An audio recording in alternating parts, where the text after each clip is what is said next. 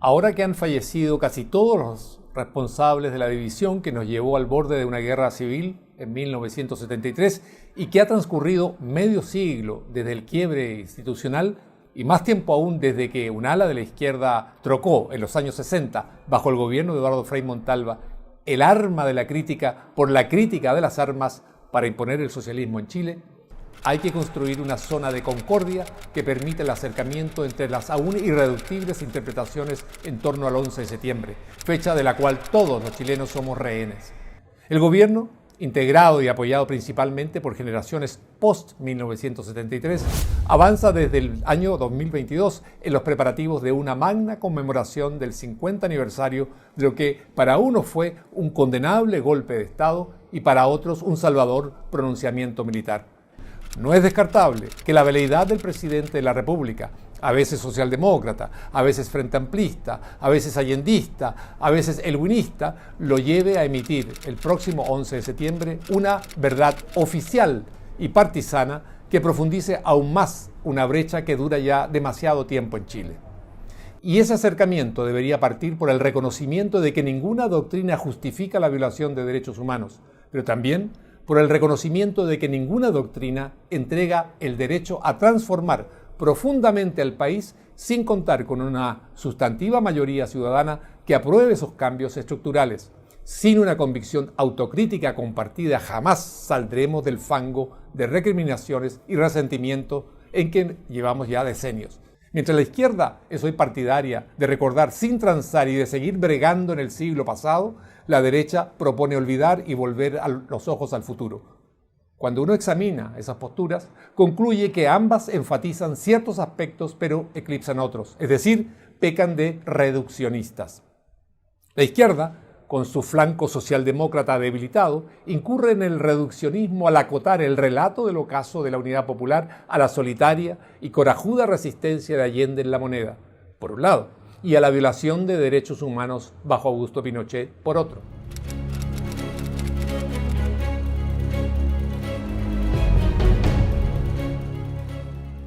Es decir, conecta el suicidio presidencial y el fin de la Unidad Popular con la represión ejercida en su contra por órganos de seguridad del Estado, eludiendo el análisis de lo que fue la catastrófica gestión de Allende. No se refiere, por lo tanto, al periodo previo que llevó al quiebre de la democracia en Chile. La derecha, por su lado, entra a ese debate creyendo que basta con rebatir los argumentos desde la orilla opuesta para incidir en la construcción de una memoria colectiva distinta. Olvida, con ello, que es difícil colocar la última decisión de Allende, que disfrutaba de los placeres de la vida burguesa, bajo una luz adversa, pues su suicidio resuena con el del presidente José Manuel Balmaceda de la Guerra Civil de 1891 y trae de alguna manera a la memoria la patriótica inmolación en 1879 de Arturo Prat. Hoy, cuando el 90% de los chilenos confía poco o nada en los políticos, uno que prefirió morir por sus ideas o agobiado por su fracaso es considerado por muchos un político hecho ya de otro material.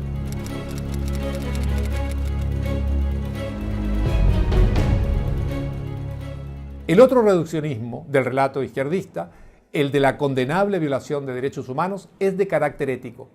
¿Es posible, con la mano puesta sobre el corazón, negar que hubo entonces violaciones a los derechos humanos?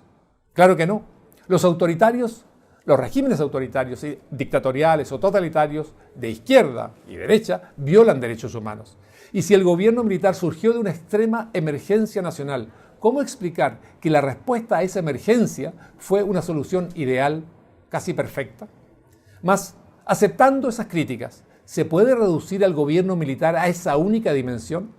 Claro que no. Hacerlo es manipular la historia. Tanto el gobierno de la Unidad Popular como el militar fueron mucho más que eso y más complejos que eso, y desconocer esas realidades imposibilita no solo narrar la historia de forma completa, sino también desentrañar las causas, entender el presente y proyectar el futuro. No, objetivamente no puede reducirse el régimen militar a la violación de derechos humanos. La más contundente prueba de esto lo constituyen los exitosos primeros gobiernos de centro-izquierda tras el retorno a la democracia. Este éxito, reconocido internacionalmente, solo fue posible, y a diferencia de lo que ocurrió en otras latitudes latinoamericanas postdictatoriales, fue posible gracias a los sólidos fundamentos económicos, sociales, legales y de apertura comercial al mundo que se heredaron del período militar. Cuando la izquierda prefiere destacar la conducta de Allende en Palacio, recurre a los niveles simbólico y épico que ella encierra y esquiva así el análisis de la lamentable gestión gubernamental de la Unidad Popular. La Unidad Popular tiene aquí a su haber la caótica expropiación de miles de hectáreas de tierras y de centenares de empresas, la más alta inflación del mundo, un desabastecimiento de alimentos solo comparable al de la Cuba de Castro y la Venezuela de Maduro, violencia callejera, divisiones dentro del gobierno, la sombra del enfrentamiento fratricida y el desesperado llamado de Allende a generales a entrar a su gabinete, cuando ya hasta los socialistas y miristas le hacían la vida imposible al presidente Allende. Si bien el grueso de la izquierda concatena la caída del gobierno socialista con el comienzo de la represión, alega que mencionar los factores que casi nos llevaron a una guerra civil antes de septiembre del 73 significa justificar la posterior violación de derechos humanos. Es decir, ni la dramática crisis general previa al 11 debe incorporarse al relato de la historia, ni menos la gravísima opción de fines de los años 60 del MIR y el Partido Socialista, que seducidos por el castrismo abrazaron la vía armada para instaurar el socialismo en Chile. Allende llegó al gobierno con solo 36,3% de los votos, no había entonces segunda vuelta y nunca conquistó mayoría nacional en elecciones, aunque sí en las calles. Sus dirigentes no se amilanaron ante esto y proclamaron la irrisoria tesis de que si bien la izquierda era minoritaria, era una mayoría cualitativa, puesto que ella, a diferencia de la derecha y el centro, era clase obrera, campesinado y pueblo, y por ello quedaban legitimados para conducir a Chile hacia el socialismo.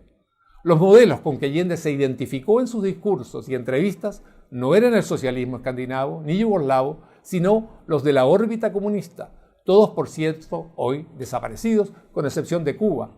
que está en trágico estancamiento prácticamente desde sus inicios, y de China y Vietnam, que si bien son dirigidos por partidos comunistas, transitaron hace 3 décadas a economías de mercado ante el fracaso de sus anteriores economías estatales.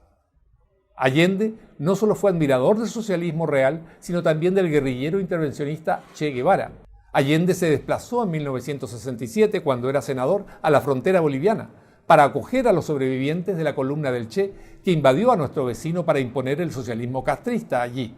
El argentino, que se entregó en su combate final y fue ejecutado, estuvo a cargo de la fortaleza de la Cabaña de La Habana, donde al inicio de la revolución castrista aprobó en juicios sumarios el fusilamiento de centenares de soldados y policías cubanos, lo que justificó ante la Asamblea de las Naciones Unidas: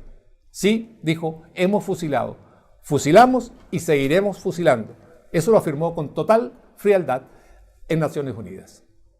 Los modelos que admiraban Allende, los socialistas, los miristas, los mapucistas y los comunistas eran, por decirlo menos, de temer, y todos fracasaron porque no brindaron la prosperidad, ni la democracia, ni las libertades individuales. No debe extrañar, por lo tanto, el temor que un gobierno así despertaba entre la mayoría de los chilenos, que sabían de la inmigración masiva de cubanos, del muro de Berlín y las invasiones soviéticas a Alemania Oriental, Hungría, Checoslovaquia, para sostener las dictaduras comunistas. Por todo esto, creo que la zona de concordia que permita un gradual acercamiento entre la interpretación de la izquierda y la de la derecha con respecto al 11 de septiembre de 1973 pasa, a grosso modo, por reconocer la responsabilidad de ambos bandos en una tragedia que no comenzó con el golpe de Estado, sino a finales de los años 60, y cuando el MIR y el partido del presidente Allende abrazaron la vía armada para imponer el socialismo en Chile. Insisto, esa posible zona de concordia debe incluir la convicción transversal de que ninguna doctrina puede justificar la violación de derechos humanos, y asimismo la de que ninguna doctrina puede otorgar derecho a transformar radicalmente, y menos a través de movilizaciones callejeras, azonadas violentas o la vía armada, a Chile sin la aprobación de una amplia mayoría, ni ignorar tampoco que incluso ese paso debe respetar a su vez los derechos de la minoría. De nosotros depende rechazar la historia oficial y abrir espacios que permitan un incipiente reencuentro nacional. El Líbero, la realidad como no la habías visto.